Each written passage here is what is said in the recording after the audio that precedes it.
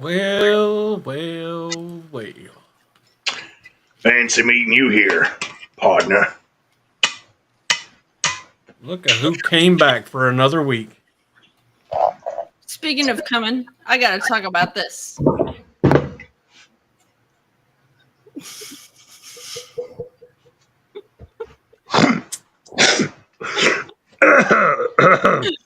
Alrighty then.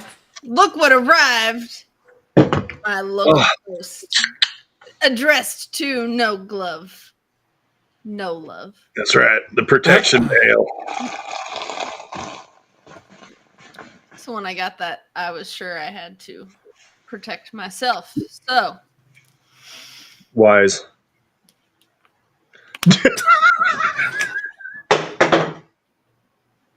God.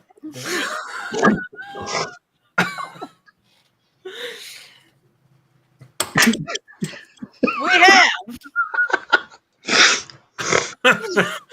Oh God. There it is. You're a Mahale. Damn it. Well Got done. the coins, the curtains, and the glove.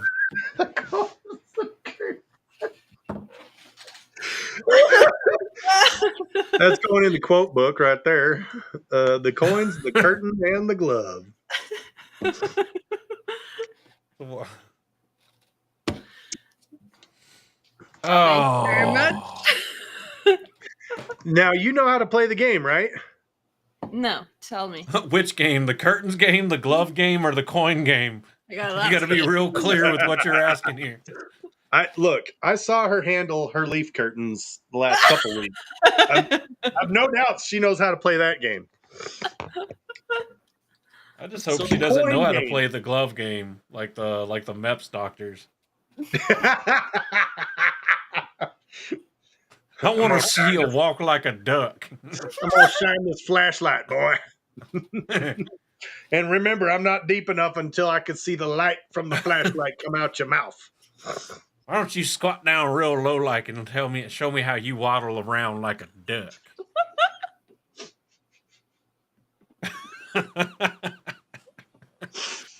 If you ain't leaving starfish prints on the floor, you ain't low enough. That's oh God, this is probably going to be removed, but that's fine. But I immediately got the vision of like a tracking montage. Trainees, recruits, they've come through here about an hour ago. ASVAB score about 32 on general. 76 on electrical. He's going to age. It's so true. Why do they suck? Okay, the coin game. Now I'm going to give you the version I always played, which is the most simple version. All right?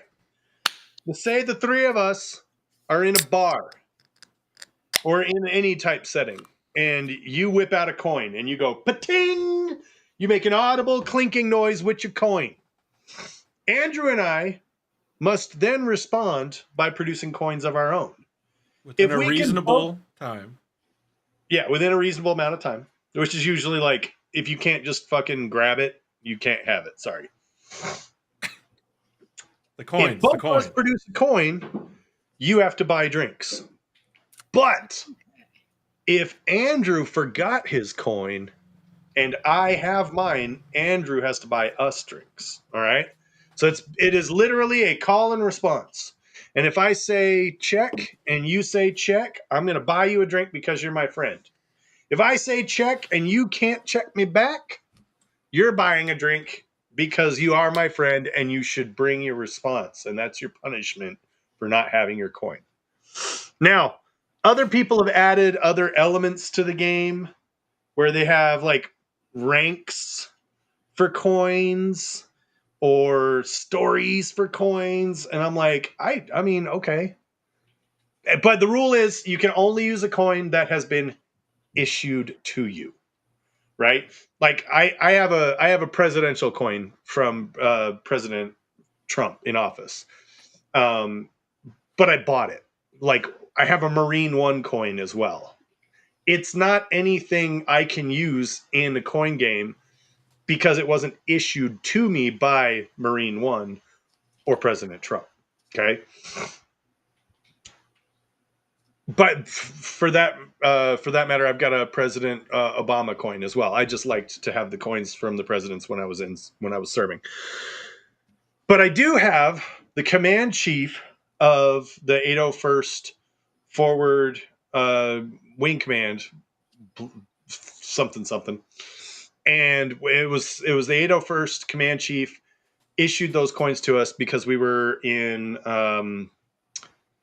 We were doing honor guard while we were deployed. So like that's a pretty high ranking coin. I've never played with rank before. I just played with, do you have a coin? Yes or no? Bam. Nice. What's that one? That's my honor grad coin.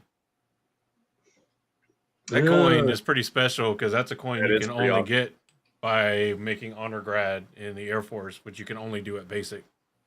So you only get one chance. We were one dude away from that. We had one dude fuck it up for us. Honor grad's individual based. Well, our flight, we had an honor grad flight that we were up for. Oh, whenever I went through, those were warrior flights, which we also got, which was cool. Yeah, nice. But anyway, you have coins now. Yay, everybody! We do have a special rule for Black Tower podcast. Yay! There is one special rule for us on Black Tower as the Mahales. If we get coin checked, because we've given out and awarded enough of these coins. If we are ever coin checked or coin check people, and miraculously this happens, if people outside of the three of us are able to produce 13 individuals with at least one of our coins, the tide turns on us, and we have to buy. That is the accepted additional element that we added to make it more wheelie tiny. Yeah. Well, fair. We will deal with that when it never happens. Yeah, all the times that it's gonna make me a liar. Happen. Go ahead, guys. Make me a liar. Because that means you got to come to JordanCon or WatCon or the Gathering Madness. Don't worry, we'll be ready.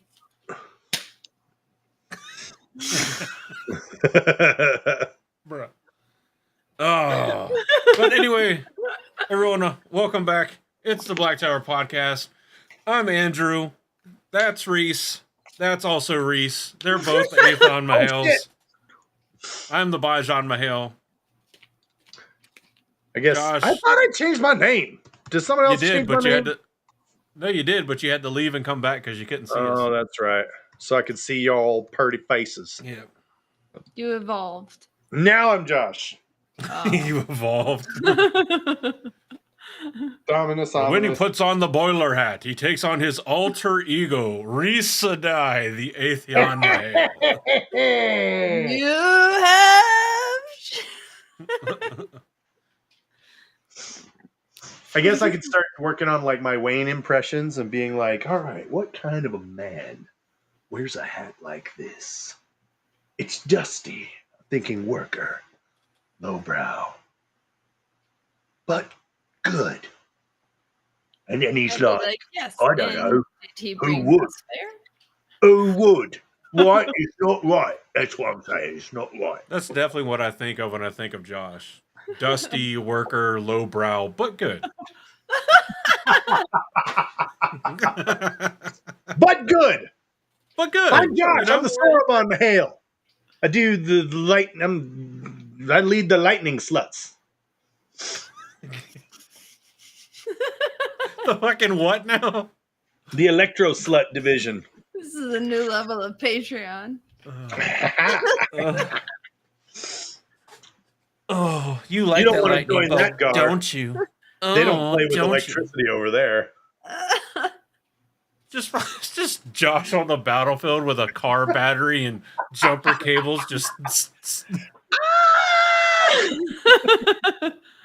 now that's the visual I have. You in like old like pirate pants, mid-calf boots, no shirt, bowler hat on.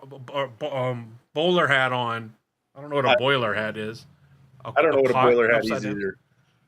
It's a cook pot upside down, I guess. There it is. We can do But that. We can do now, that. just that with jumper cables and a car battery. Yeehaw. Yeehaw.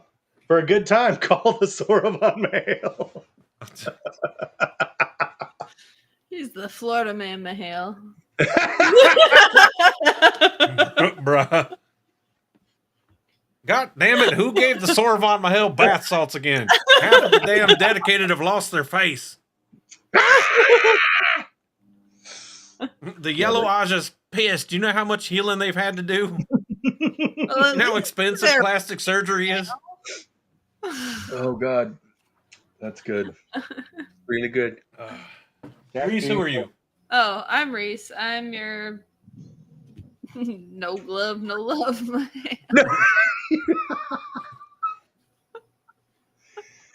You're hell, I'm pretty sure. Whoop. Yep, my dog. Doggo agrees. Oh, all right. Well, let's get the spoiler out of the way. For those of you that didn't get to watch it, if I remember, I'll put the link in the description below. Josh, Reese, if y'all would try to help me remember. This is part 2 of our All the Good Things Only review of Wheel of Time TV show season 3. Last episode, which was last week for us, we covered episodes 1 through 4, talking about all of the cool, good, fun things that we loved and enjoyed and appreciated from those episodes, giving a brief synopsis and just kind of highlighting some of the stuff from it. So this week, we are going to finish that off with episodes 5 through 8. So let's get going here. The back half. So if you have not seen all of season 3 of The Wheel of Time and have at least read the first, 2 or 3 books, there will be spoilers for that. And maybe some mild spoilers for later on in the series if we want to do some callbacks or some tie-ins. So just, okay? You have been warned. Yeah. I'm trying to pull up. Trying to pull up my numbers here. Where's the last one I need? The last one I need, because I like having my numbers for the ratings. Did they give us any details on Rotten Tomatoes by the episode breakdown? I don't think they did. Other than just overall episode or season 3 has a 97% on the Tato meter and an 83% on the popcorn meter on Rotten Tomatoes.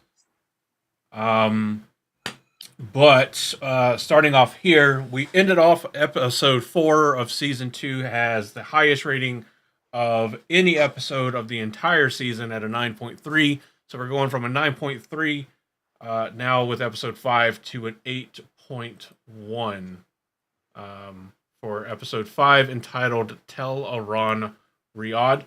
Of course, this episode is directed by oh my god, my eyesight sucks.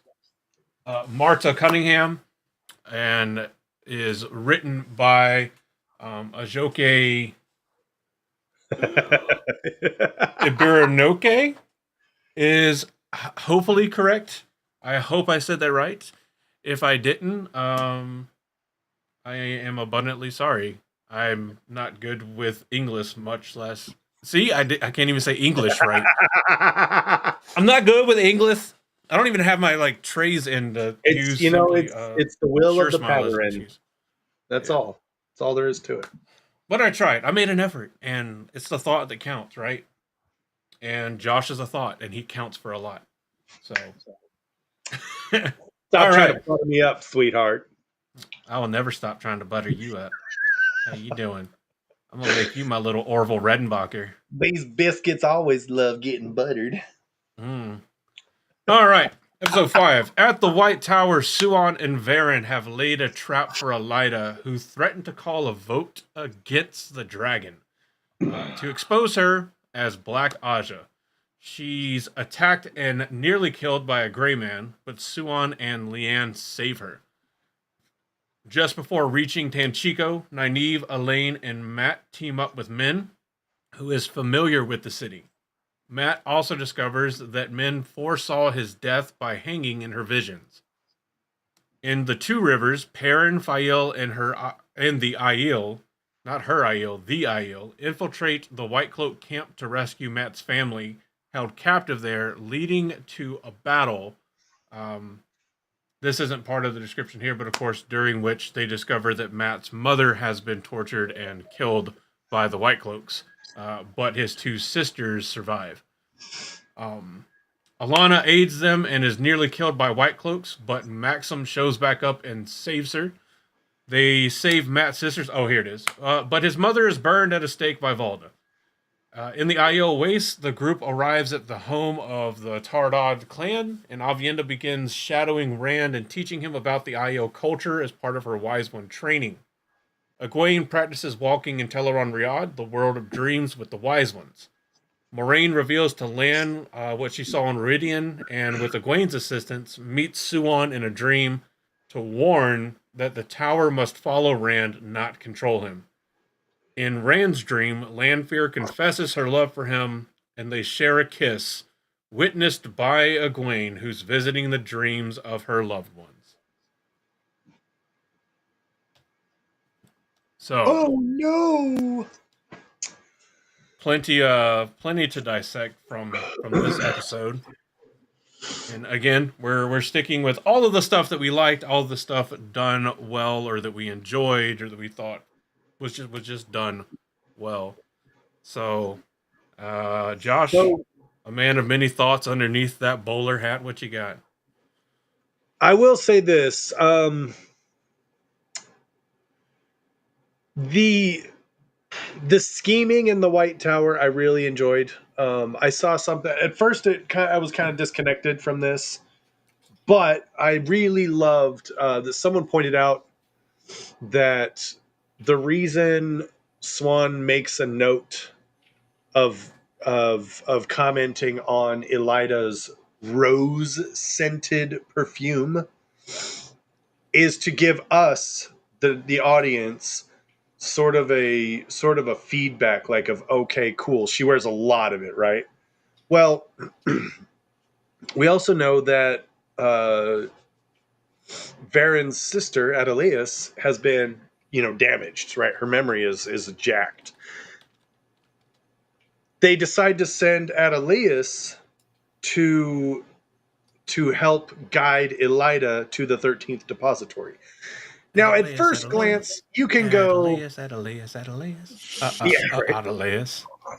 At first glance, you can kind of be like, what? Like, this is so dumb. Like, but then you take into account that scent is the closest sense to memory, and that Elida is ambitious. She's not above utilizing someone in that state to try and eke out some kind of political gain or leverage. And given how hungry she was for it, Adeleas really served as a sounding board. Like, Elida kind of led herself there. I really liked that scene. I liked the setup. I liked the scheme. And I think it felt like the White Tower. Like, it felt really, really good. It felt like these are incredibly intelligent people scheming these incredibly detailed and, weird schemes that work. And I don't know, it just felt like that, because you get in the books all the time, oh, the currents of the White Tower would crush you. You would drown in the currents of the White Tower. Even I have trouble keeping. And it's like okay, cool, whatever. But you get to see that in the TV show in this episode, and I think they do a really good job with it in this particular interaction. I really like that. What you got, Reese? I really like this episode for Matt and Min. I kind of liked their like buddying together in this, where it's more like kind of building on their friendship. I think where it's like they have more on each other, they can trust in each other more. I think it's a storyline that they're both kind of both of their storylines as far as the books are kind of like lost at this point. And I feel like it's kind of funny that they're like catching each other in the show. Like those storylines. It's like it's almost like comforting as a book reader. Just like, well, they got each other's back, I guess. And I don't know, I like that. It's a nice concession. Yeah. Nice. I like with the Elida thing, I like how having Suwon and Avaren and Leanne try to deal with her and like the way she's been acting, seeming like she's at odds and scheming against, definitely makes the watcher think that like, okay, she's probably one of the bad guys. But then having a gray man almost kill her, like I think does a good job at dispelling a fair bit of the worry or the idea that she's like one of the bad guys. You know, that she's not necessarily a good person, but she also may not be working for the Shadow. It's either a very intricate plan or she's not working for the Shadow. And I really like kind of how they're showing that here and kind of keeping that motive that like, yeah, she's not a good person at all, but she also like is not necessarily that brand of evil. You know, she may very well be her own distinct, you know, generic Food Lion brand of evil. Which is nothing wrong with, you know, buying generic Food Lion brand evil, but it's just different than, you know, like, you know, name brand evil. Is this the Sea Folk episode as well? I believe it is. Because that was a really I couldn't remember if that was the last episode or this one. Yeah, no, it is this episode. Okay. Because episode 4 was like all columns, right? Yeah. Episode 4 was all columns. They go to leave for Tanchico in episode 3 in Seeds of Shadow. Right. So that Yeah, no, that's I couldn't remember.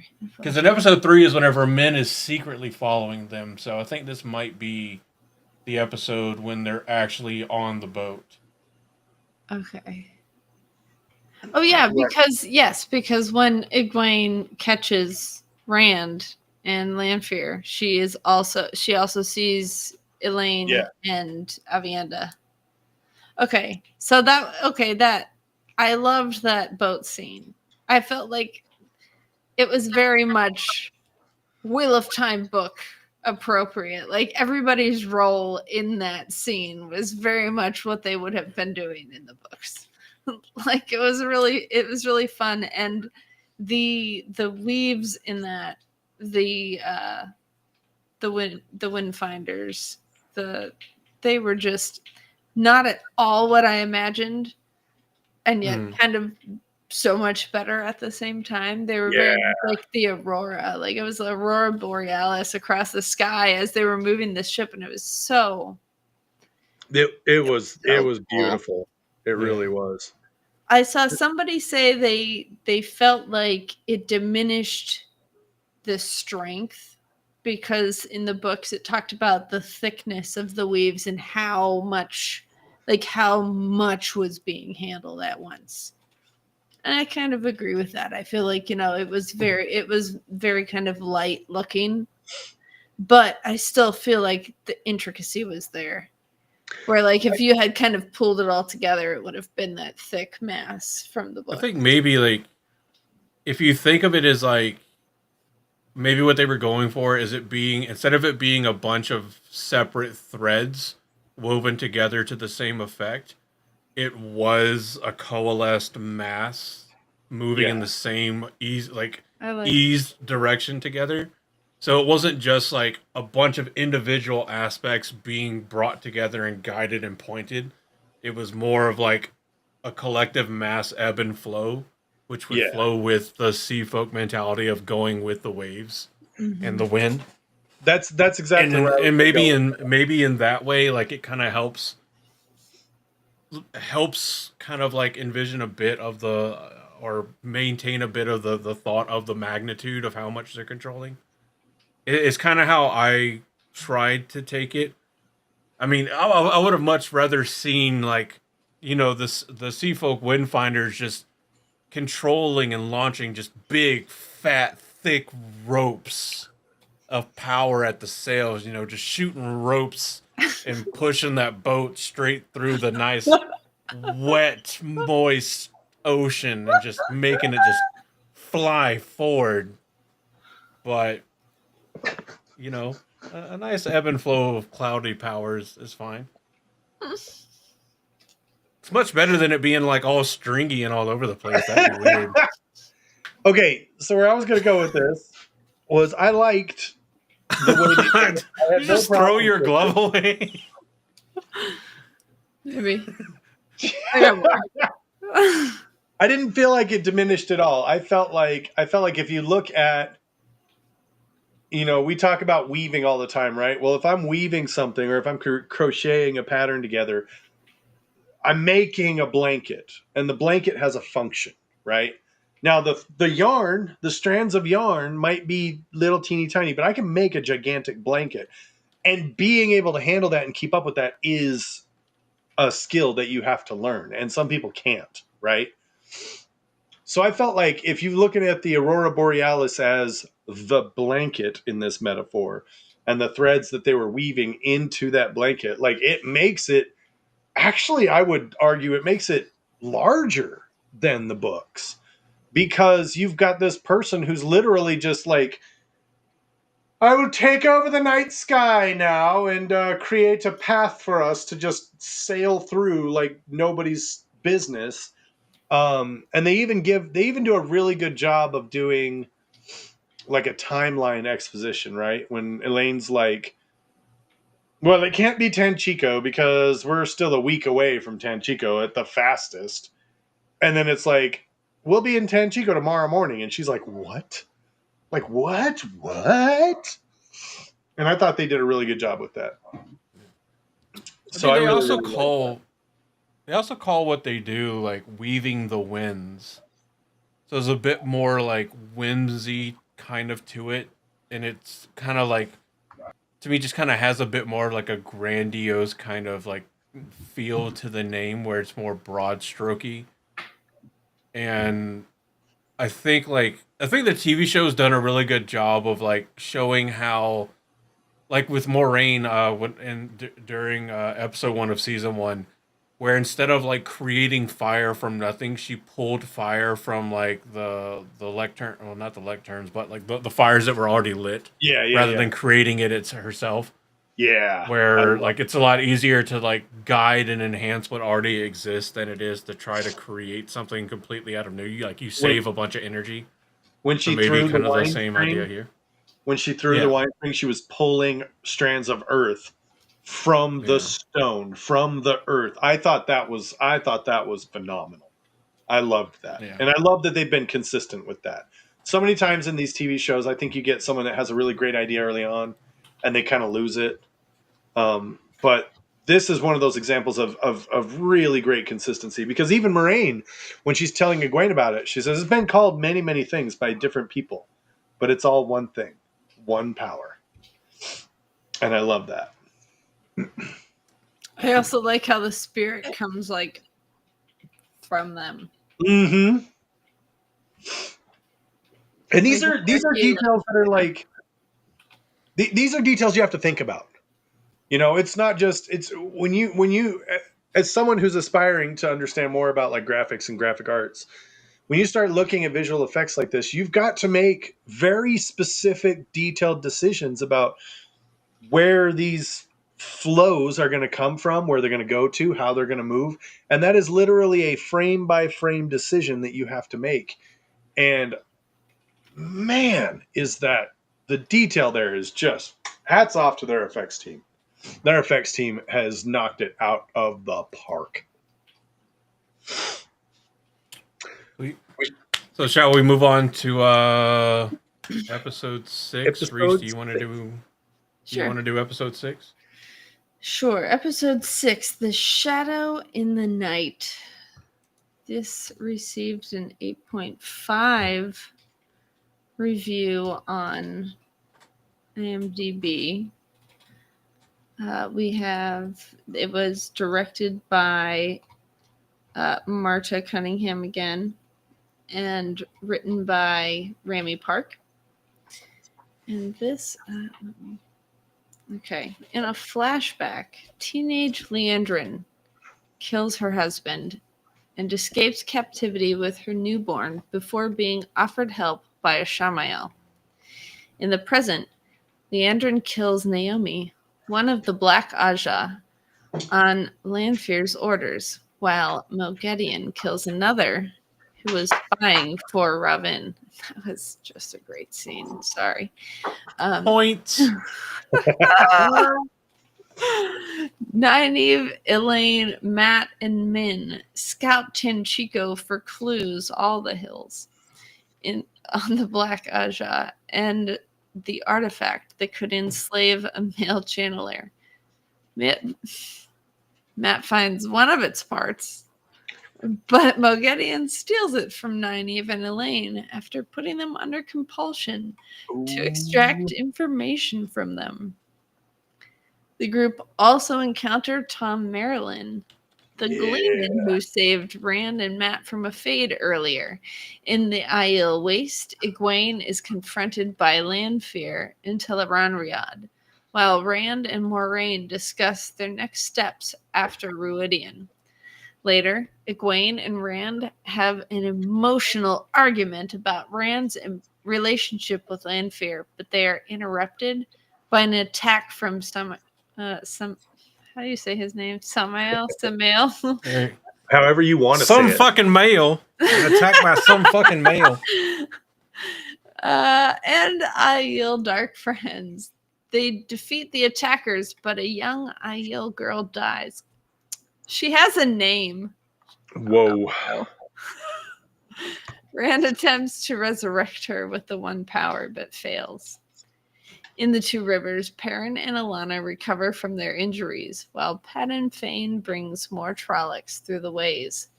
Posing as a White Cloak, he allies with Dane, who, in a drunken stupor, is unaware of Padan Fain's true nature. So my favorite thing from this episode, hands down, is the timestamp they give to the flashback for Leandrin. And I can't elaborate on that without potentially spoiling things from the books about Ishmael. Dang it. I lost my camera again. Oh, no. Leave and come back. I don't think that's it. I don't know what's going on. Like, you lost your camera or your ability to see our cameras? My camera. Oh. Like I'm on my weird. webcam now, but what I want is my good camera. You know what I'm gonna say? So, quick minute-ish spoiler warning for spoilers about Ishmael kind of situation from the books, and potential spoilers for coming up if the Wheel of Time gets renewed for more seasons. In the books, Ishmael being the closest, is imperfectly sealed, and like once every 900 years or whatever, once every like 90 years or whatever, he can touch the world for 40 years. Forget the exact number. I used to like know it by heart. Yeah. But I think it's like once every like 100 years or something. No, it's like it's like once every 960 years. You can Yeah. touch the world for 40 years. Which means I just defeated my own thing. Because Go that was only a 95-year flashback. I thought it was like, Except who's free at the end of season 1? well, yeah, he's fully free, but so unless they extended the 40-year time frame that he could be free to act on the world. Oh, that's a good point. So, huh? Yeah, his rules Yeah, are. that's a little right. bit different. Yeah, because he's only able to touch the world like theoretically 3 or 4 times in between the ceiling and when the series starts. So, damn it. I'm just gonna cut that whole part out. Honestly, I say present it anyways. It's the TV show. None of it makes fucking sense. So I'm gonna go with I'm gonna go with it that while it's not the same as what happened in the books, that it maintains the idea that Ishmael, even as one of the Forsaken, is imperfectly bound and sealed, and is able to, despite being sealed, occasionally touch and interact with the waking or the regular world. And I think that him working with Leandrin might have been towards the end of the last bit of time he could touch the world. And immediately, like shortly after getting Leandrin started setting things up the way he wanted, he would have had to go back into like stasis or slumber or whatever. And Also, I think it might have been Tel'aran'rhiod because she had fallen asleep at that statue. And when they were showing Ishamael in that scene, they did like the weird camera cuts. Yeah. And like blurry. And it was suddenly really quiet and there was no one else around. And so and he did the weird appearing and disappearing thing like they do in Teleron. Oh, and remember, damn. he does have control over dream shards, even when he's sealed. Yep. He can access dream shards. Okay, so that still makes sense. It still lines up. I like it. Into the crazy spoilers potentially for Ishmael, unless anybody's got anything. Nope. Quickly, okay. That's anything, Reese, really quick. Okay, into the spoilers on Ishii for anybody. As Waffles calls me a nerd. If I'm a nerd, what does that say about you that's here watching us live? You generous nerd, you. This episode had a lot. I love that. I also like interpreted a lot more into that as a book reader than there actually may be, but I like it. And we got to see Ishii, even though he's dead. Dead. In the words of Vegeta from Dragon Ball Z Abridged, yeah, he turned into smoke. We got him. He keeps kicking me in the dick. Why does he keep kicking me in the dick? Why the Forsaken keep kicking me in the dick? I think probably my favorite scene. Once again, I'm going to go back to Moghedien because Moghedien is perfect. She slays in every scene, and when she shows up to Nynaeve and Elaine and puts them under compulsion, oh my god, it's so good. She walks in and she's doing the baby voice and the thing, and I really like that though because she's stripping away a lot of their personality, which means you've got a lot of the more base personality there. So you kind of, like they're little kids almost. She's just very confident, very sure of herself, and just waltzes in and just takes it. And there's this scene where Nynaeve is handing the bracelet over. And I think, oh god, so I love this in writing and in acting when they do these kinds of things. You've got Moghedien, who's self-possessed, confident, ain't worried about a thing. Mm-hmm. Nynaeve, who is done this 1,000 times. Nynaeve, who's under her spell, and they have this moment where she hands over the bracelet, but Nynaeve is holding on to it. And Moghedien's like, "Are you fighting me?" and Nynaeve, oh my god, she's an amazing actor. She does this thing where she's like ashamed, but also resolved, but also really scared, and she paints this on her face so well. The fluctuation between the emotions. Yeah, she's under the spell, so she wants to help, and she's so happy to help. She was so proud to show Moghedien this thing, and then when it's time to hand it over, she's got this like, no, this isn't right. Something's not right. Oh no, why am I arguing with Mistress? Why can't I let the? Oh my god, it was beautiful. It was so good. Oh, I would talk about this with Jennifer Lawrence. When she was playing Katniss, I was like, there were scenes that there was so much internal monologue. And in 3 seconds, she showed the entire thing on her face. And you could see the whole conversation run through her head. Yeah. And it was like, as a reader, seeing her act that in just a few seconds, it was like, this is the right person to play this part. And I felt the same with Nynaeve in this scene with Zoe, like just seeing that like go through her face while she's doing that, like, I want to serve you, mistress. Like, it was so cool. And also seeing Moghedien be like, almost, she's like excited, she's like, oh right, you're fighting me. Like, it's very similar to when Lan says, oh, you tried to kill me. Right. You really tried to kill me. You've got that kind of repeat of Moghedien. She's like, oh, this little Aes Sedai stood up to me.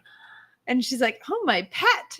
I'm going to come back to you. Like, I feel like that was just setting it all up. I loved it. Yeah, Moghedien also kind of had a moment like that too, where she almost kind of wavered as well. Like, should I be nervous? Like, I don't know. There was volumes of dialogue in their facial expressions in that scene, and it was chef kiss. But also, like, quick note, we got Tom back. Guess who's back? Back again. Marilyn's back. And of course, with Tom coming back, this was also the now widely acclaimed hit single song featuring Tom, Marilyn, and the daughter heir of Andor, The Hills of Tanchico, which I liked watching in the show, but is very, very quickly becoming overplayed for me in the fandom.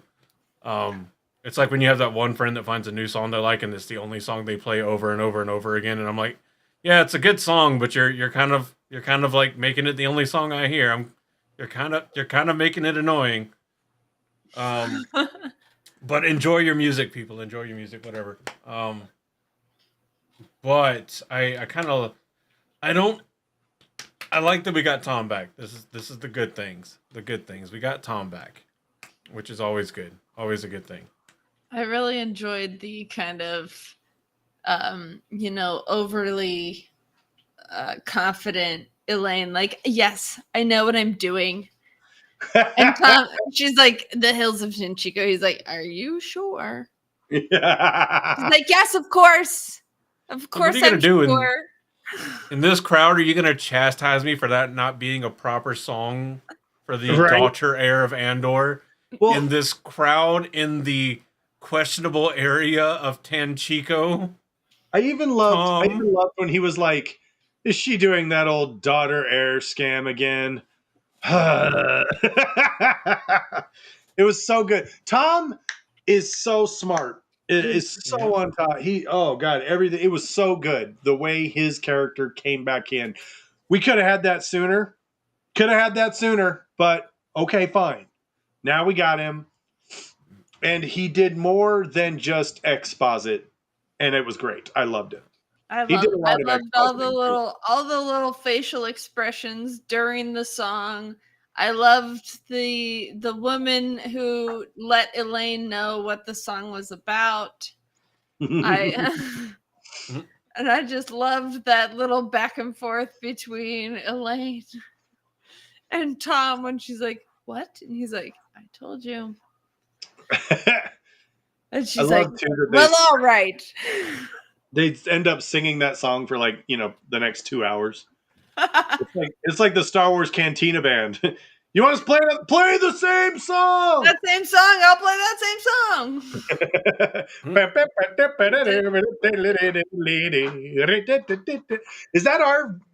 Is that here? I guess here's the thing. I know this is like a Is that everything, our jizz music?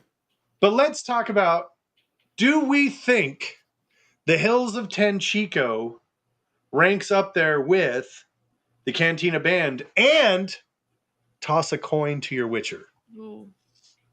No. No? Definitely not Cantina Band. I think it's close to Toss a Coin to Your Witcher. I agree. Okay. Cantina Band has no words, so They are. You It's a different category, idiot. It's also not in a category known as jizz music, so It is. It is actually known as jizz music. So yeah. Which Disney, of course, wants to change because Disney can't promote a thing called jizz music. no, they cannot. No, they cannot. Anyway, No, it's good. I will say, episodes. Go ahead. I was very not on board with the Hills of Tenchico at first. And I think it was the cringy, like, rub my tits dancing. Like, I lost it, right? But then we went to Jordan Con and sang it in opening ceremonies, and we sang it at the dance. And I was like, you know what? I can fuck with this. It's pretty fun. And so I'm having fun with it now. To but the one lady that was there in the front row in the middle that tried to get the crowd to start doing the chest rubbing, not to make you feel like embarrassed. I saw you try, and I saw everybody immediately just not do that. I appreciate your efforts in trying to. You did good. You understood the assignment. Embrace it. You did. So I appreciate your enthusiasm.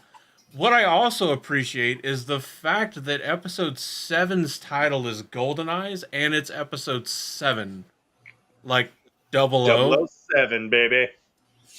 But Josh, do you want to hit us with that Die Another Day? Action-packed episode of the series. And I got to be honest, I had high hopes for this one because we're coming off the high of episode 4 and episode 7. There were many, many things about episode 7 that delivered hard, and it was great. I really enjoyed Perrin and Fail. I don't like Book Fail. I'm not a Fail apologist. I also am not the biggest fan of Perrin, right? But their interactions together, pretty good. I liked it. It was good.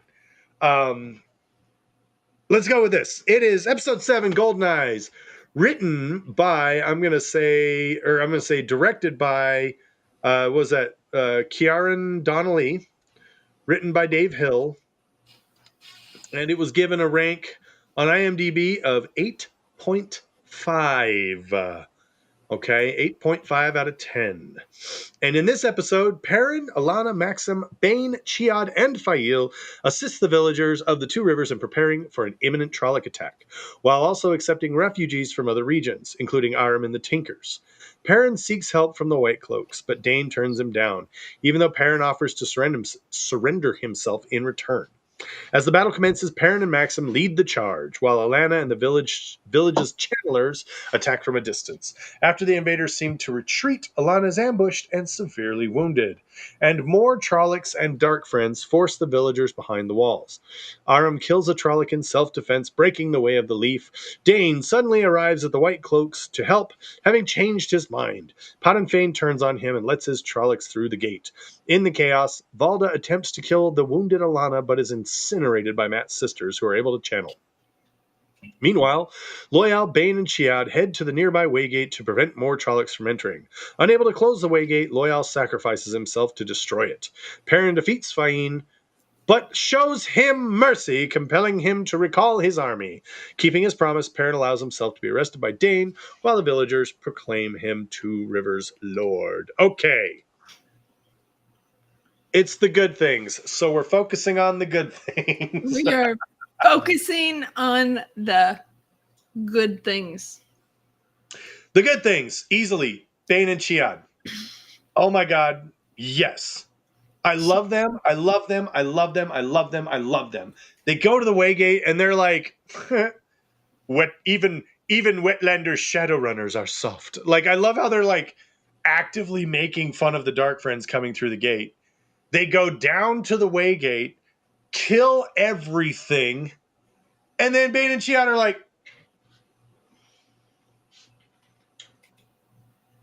all right, who's next? They just sit back there. They're just ready.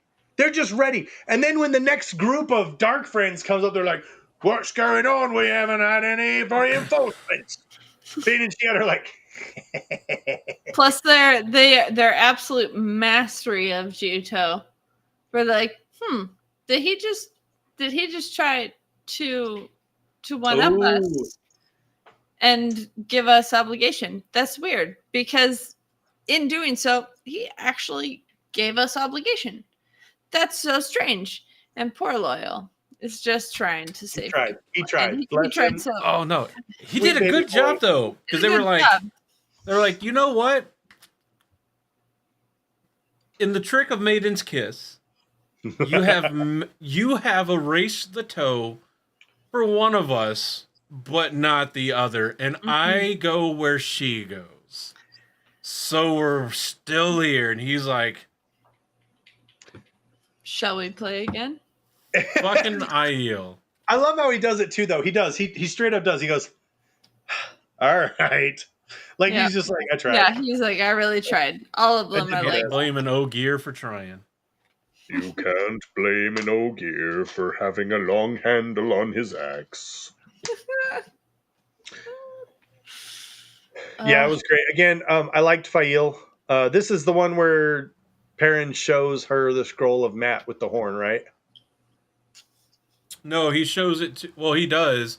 She winds up seeing it, but he mainly shows it to Mat's sisters before that's where I was going to go with this. He shows it to Fail. If that's in a previous episode, then fine. But I love this scene. No, it is in this episode, but he's showing it to his sisters, and then I think she sees. I think. Well, he shows it to Fail first, right? Because Fail gets all pissy. She's like, wait a minute. Your stupid friend found it, and you let me continue on with this? And she was... And then yeah, you're right. You're right. Goes, that's not fair, Perrin. And he's like, ha, ha, ha, you suck. And it's funny, but it's like playful lovers banter, flirty. It was a sweet moment. It really was. And Perrin just being like, no, I can't let this go on anymore. Hand me that scroll. Like, it's so good. Like, I love it. And then when he shows it to Mat's sisters, it was so real. That like 30 seconds of just riffing on their brother, just like ripping on him. Like, he looks like this. He looks like this. He looks like this. He looks like an idiot. I feel like the showrunners even kind of acknowledged...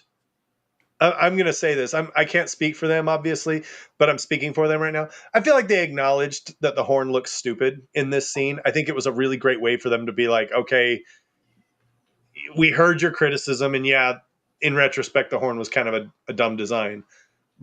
Here, have a moment where we acknowledge that. We were drunk. We grabbed what was on the table. I was at the liquor store the other day, and I saw the Horn of 8 Lear.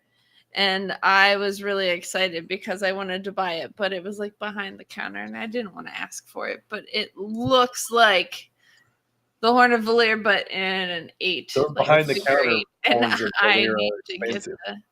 That's why Fael never found it. She didn't go to an ABC store. She didn't. Hey-o. Where'd he go? I liked the Aram breaking the Way of the Leaf scene. I thought they did that very well, especially with having his mom there and being like, "What did you do?" I thought they did a really good job with that. Like, especially given the scenes with Rand in the columns, it was very reminiscent of that. Yeah, that's a good point. That's a good callback. I also loved my second favorite scene. Don't get me wrong, I like how things went with Valda in the books, but I also love, given how shitty of a person Valda is, how absolutely dismissively insignificant his death was. Right? Like it's like a kind of like just, oh, it was you, and then just burn. Like, yeah, nothing. Like, and it's kind of funny because that's like the main kind of question, right? Like, that's how he could have been killed all along. Like, at any given point, any Chandler could have just been like, especially after all of his boasting, like, I'll show you how to capture and kill a Chandler, a Tarvalon witch. And then it's just like, it's literally two like barely like puberty age girls from bumfuck nowhere Two Rivers that have already like miraculously saved Alana's life once and are about to do it again, that are just like, you're the asshole that killed mom. Burn. Like, baby, burn. It gave me Mustang vibes from Full Metal Alchemist. Nice. When he burns the shit out of Envy. Agreed.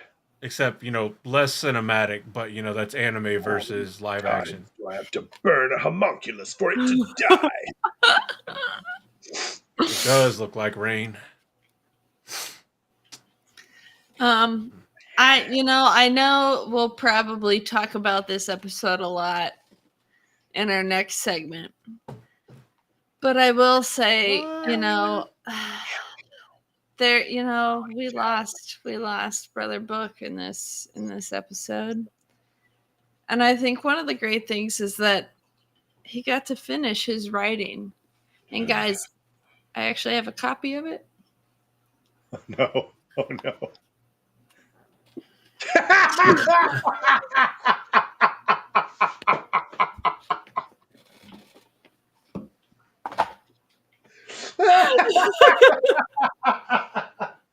Oh.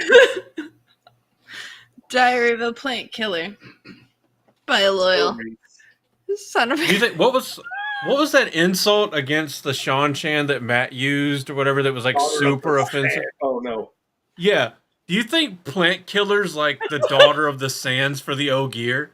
That was against the the Sea Folk. Yeah. Yeah, sorry, that's what I meant. Okay. Do you think like daughter of the Sands is to the Sea Folk like Plant Killer would be to the Ogier?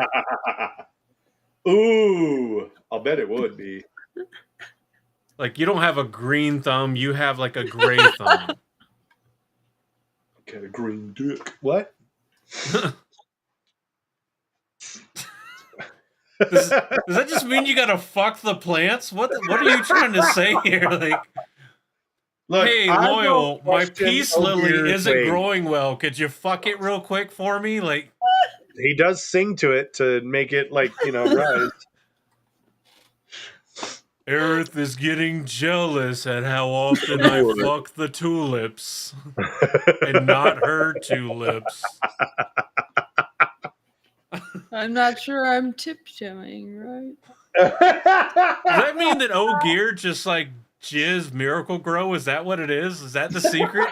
Well, yeah, I thought that's what Sungwood was. That's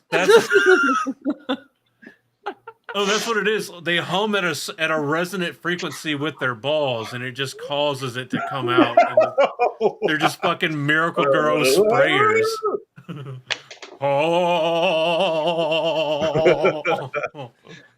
Oh shit.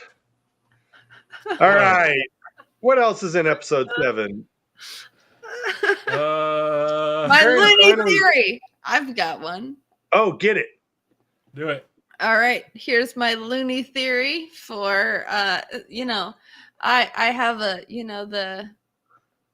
the part of Reese that just wants everything to be happy and lovely and wonderful. So she makes she makes all the excuses for everyone, and this is what she has made for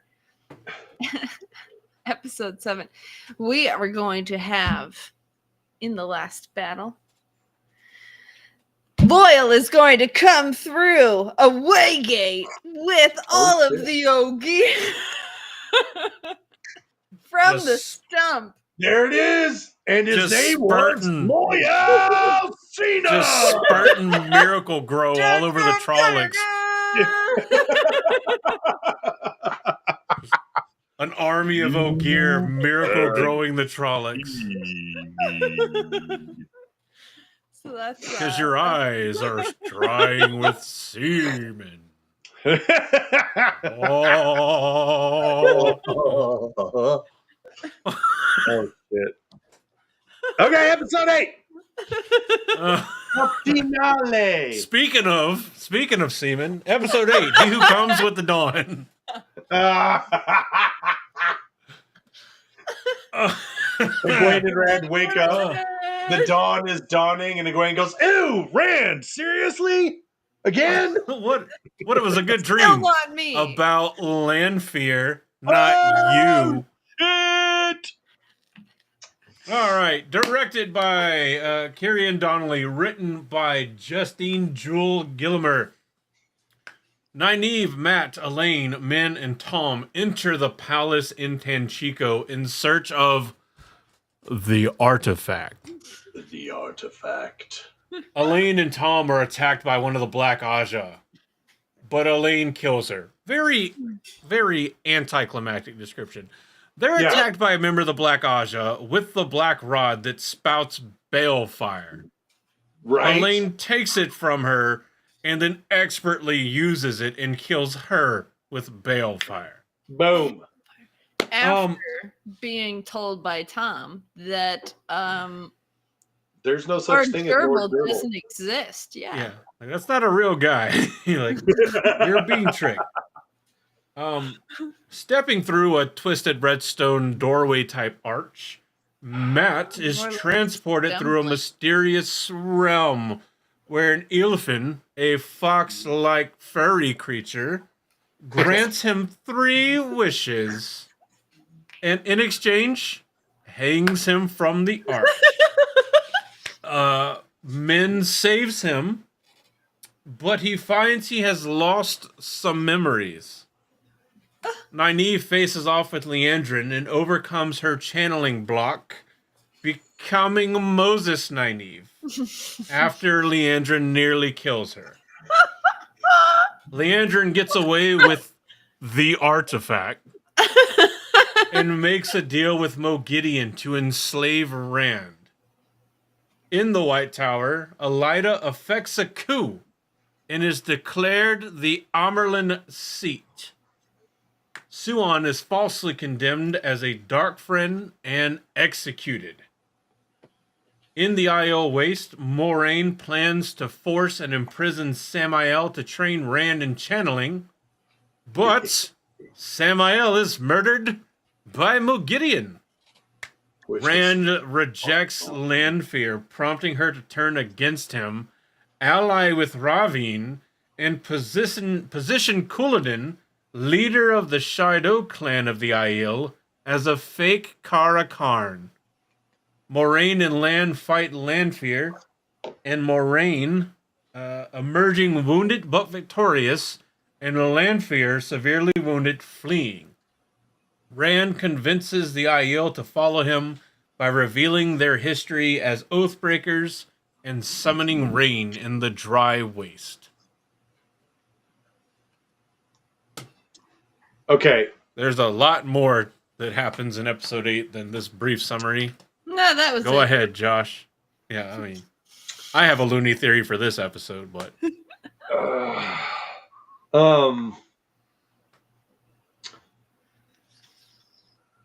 I'm just gonna go with I'm gonna go with the easy target because Moghedien once again is super badass, super awesome. She not only kills Samael, she doesn't just kill him. She kills him in the most like spectacle-esque way ever. She's like, I'm going to cut you open. I'm going to splatter your blood all over, but I'm going to make it stringy so that it looks like a blood spider web, like some crazed serial killer with a really cool Yeah, color. she is really giving Semirog a run for her money. Right? I mean, did Look you at notice they were here. also in the shadows? So Oh, Mogedion is just, once again that kill scene was phenomenal. I loved it. I loved how showy and theatrical it was. It was very on par for the Forsaken. It just was. That is exactly how they operate, because they operate as Cadsuane learns later on in the books. They operate on show. spoilers. They do. Well, I'm not going to say anything. Speaking of, I love how Lanfear displays herself to the other Forsaken as opposed to the other people, like to Yeah. Moraine or to Rand. Like she's very different. Like, she's very, soft and, lenient to Rand and more like authoritative to Moraine, but when she shows up at the Forsaken, she's just this goddess of night. She's just the epitome of everything. When she meets with the other Forsaken, she is formidable when she sees them. Anyone else, she's playing a part. Even in this episode, we see her kind of taking on a bunch of different roles, especially with the Aiel, which I really enjoyed looking back at the Aiel, the leather work. Hers is different than the typical Aiel leather work. It's more intricate and kind of swirling, and like more time was put on it. Like it's older. Like it looks like a different age. Is like the same outfit, but a different era. It's really cool. I like how they kind of still differentiated it even then. I like when she shows up to the meeting with the other Forsaken and they're all laughing at her. They're all like, "Oh, did your dragon dump you again?" It felt so real. I know. And she's in her like widow's shroud and she's like, right? I chose this life for myself. I didn't choose the Forsaken life. The Forsaken life chose me. I liked the apparent kind of merging of Asmodean with Samael and Grendel with Mogedion. Oh, you like that? Yeah, I mean, obviously, as a book fan, I would rather get more of the overall story, but obviously, changes have to be made. And I think if you're going to make changes, I think those are two of the Forsaken that were the better choices to merge, and I think they chose to merge them with characters in a storyline way that worked. I still would have liked to get a little bit more of like Samael getting a chance to actually do a little bit of training with Rand before, getting nixed. But that's mainly because I just loved Samael's accent. But I love that they made him a Scot. Yeah, poor guy. The Scots have been fucked over for too long. But there's movies about that and history books and all that other. But no, I kind of like that. No, I thought it was pretty good. We've also got the Finn in this episode. We've got the Eel Finn appearance, which if to stay on theme, I'm gonna gush over the costuming. Oh my gosh! If you have not gone on Instagram and seen Sharon's detail on the Eel Finn costuming, please look at it. It is so book accurate. The leather straps that are made from faces and noses and ears, all of the fur was all practical effects. None of it was CGI. The Finn with the That fur. is With the so- fur. All of Sindal was looking at her. If they Oh. could. Yeah. But I loved that. I even loved, I think there's, there are certain aspects of the scene, of course, that leave, parts to be desired. But I liked, for example, I liked when the Finn said "done," and there was that like The it was chiming. the chiming, and it was almost like the voice was multiplied. It wasn't just done; it was done. And it was like, oh, okay, what did he say? Like, Did you notice how they kept the motif of how in the books instead of getting the gifts it was the questions and Matt got an extra answer Yeah. because they were so desperate to get him out of there. They kept that motif with him getting an answer to a question out of the eelfin. The very first thing they do is Yep. answer his question instead of giving him what something. mhm. And it I- does the whole same thing. It like shakes and vibrates the area. Yeah, the actor, he almost looks irritated as he's doing it. He's like, ugh, yes, Yeah. fine, go. Like it's I not loved- typical. I loved I thought the delivery of it was a little clunky, but I did love the callback to the books because in the books, when they go through the doorway, it is described as smelling like a fox den, right? It smells like a fox den, like things are dead in there. So it was a little clunky in the way they did it, but I really liked that they threw that in there because once again, I'm one I like to experience with all my senses. I'm a very sensual guy, and when they Fucking do anal must things suck for you. in the TV show to invoke the other senses, I appreciate that. So I really liked that. I thought that was pretty good. So my loony theory for this one. Hit it. The hit it. last time we saw somebody fight with a blade that they grabbed the actual blade of that wound up superheating when they before or after or during when they hit a Forsaken was in season 2, episode 8, when Rand came away with a heron mark on his palm. Right. Season 3, episode 8, Moraine using Land's blade from Malkir grabs it by the blade. It superheats because of her channeling so much power using the Sakarnan when she slashes Lanfear's throat. And previously in the episode, Rand, or previously in the season, I think it might have been episode 6 or 5 or 6. Rand and Moraine had a conversation where Rand looked at her and said, "I need you by my side."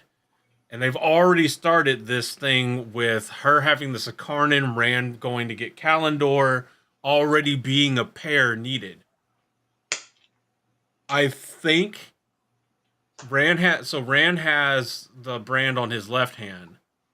Moraine, I think, now has a heron mark brand on her right hand. Oh. And that will complete the prophecy of twice and twice they shall be marked.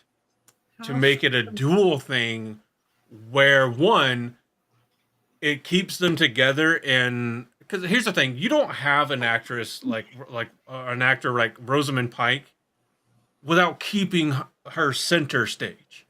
Right. And you also like it would be a fantastic payoff for the TV show to have Moraine's story culminate in her actually physically helping the dragon in his end goal. And I think she's going to come away with a heron mark to help signify that they are two parts of a whole. And if we get season 4, I'm pretty sure that we're going to see Rosamund Pike with a heron mark branding on her right hand to signify that. What? Hashtag renew what? Renew If for what? no other reason, then so Andrew can be proven right. Woo! Renew what? Well, it's that I have- time, folks. Wait, no, I have Oh. another loony theory Oh, give it. based off of this episode.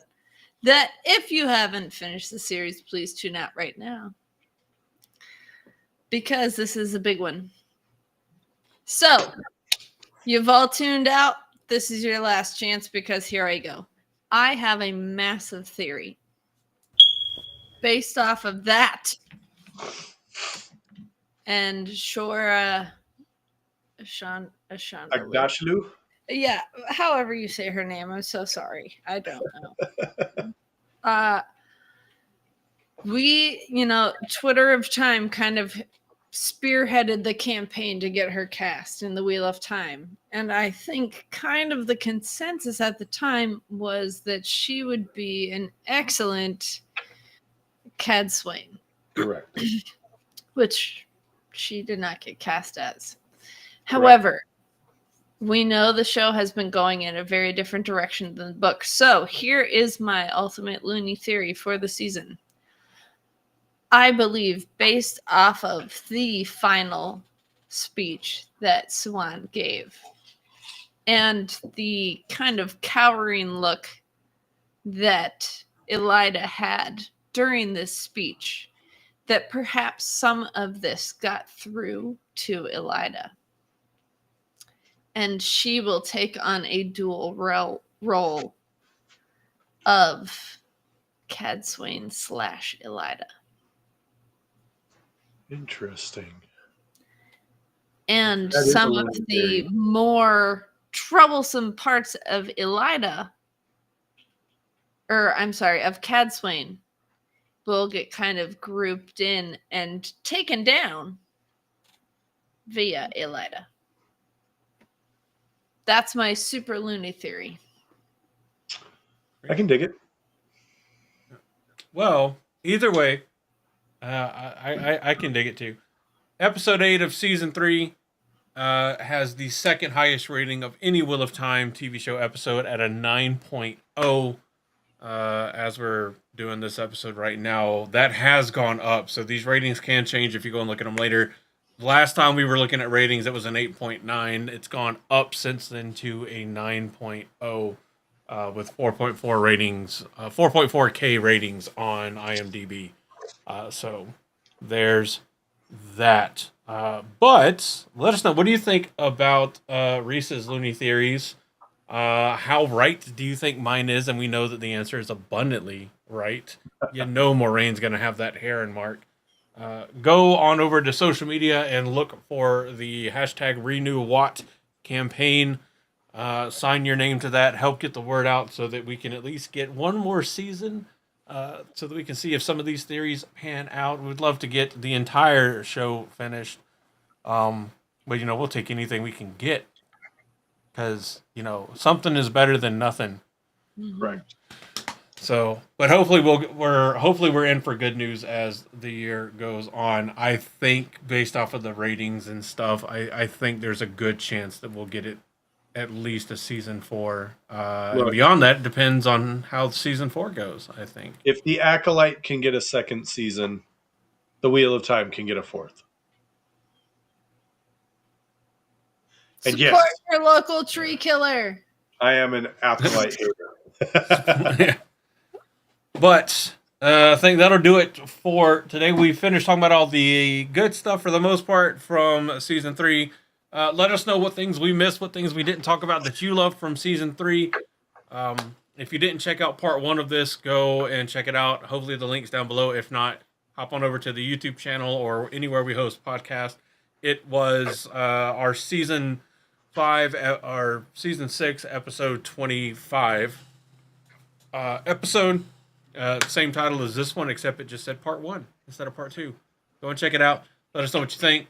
And we will see you again next week when we do an episode that plenty of people are going to absolutely love, and plenty of people that we know, I'm sure, are absolutely going to hate when we talk about all of the things we did not like from season 3.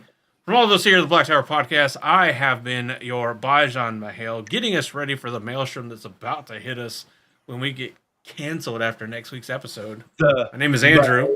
Maelstrom, as it were. Yeah. Oh, and I am Reese, your glove up for next week. Shut up, Mahale. Glove up or shut up. And I'm Josh, the Sorovan Mahale.